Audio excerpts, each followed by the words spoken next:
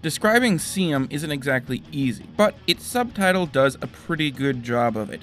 Speedrunners from hell. If you've ever watched a speedrun of something, you've watched these people spring through levels, flying over mounds of content they were intended to play, all in the name of getting a faster time. Seum implements this idea at its very core.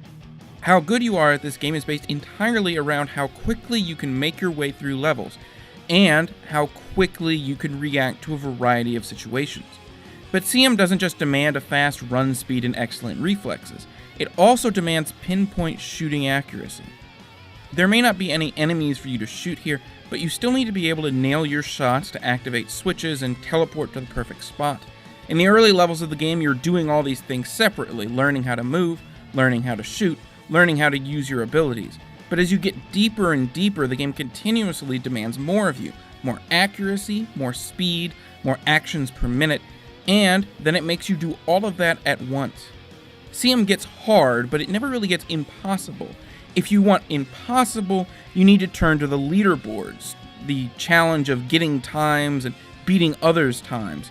Of course, by this point, the leaderboards are completely dominated by those who have mastered the game, making competing against them a foolhardy endeavor. But thankfully, unlike many other leaderboard games, Seum holds up without that aspect. Its rapid-fire puzzles present more than enough of a challenge to keep you engaged throughout, without really needing to rely on leaderboard competition, though it is certainly a lot of fun to mess around with if you have friends to play with. At first, I did definitely think this was just another leaderboard game, something else angling for the arcade game throne. But the more I played of Seum, the more interesting the levels became, and the more challenging and mind-bending they got.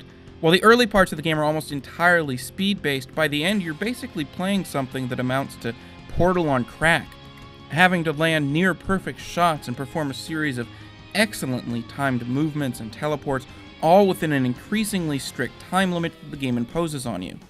The one major complaint I do have about Seum is what it passes along to the player as its plot, which involves a guy's beer getting stolen by Satan and the process of him trying to steal it back. It mostly just manifests in the introductory animatic and some callouts while you're playing the game, but it does get a bit grating, and I honestly would have preferred if there had just been no story at all. The game is more than capable of keeping itself together without it. If 2016 proved anything in the gaming world, it's that shooters are back in a big way, whether it was the big releases or the smaller indie titles, so it's not particularly surprising that a few of them slipped through the cracks. But if you missed Seum this past year and you enjoy fast shooters or really fast puzzle games, it is well worth a look. Every Friday, I look at a game that was either ignored when it came out or has been forgotten since, games that people have missed. If you like that idea, be sure to subscribe so you can see the latest videos. If you like this video in particular, be sure to hit that like button, and thanks for watching.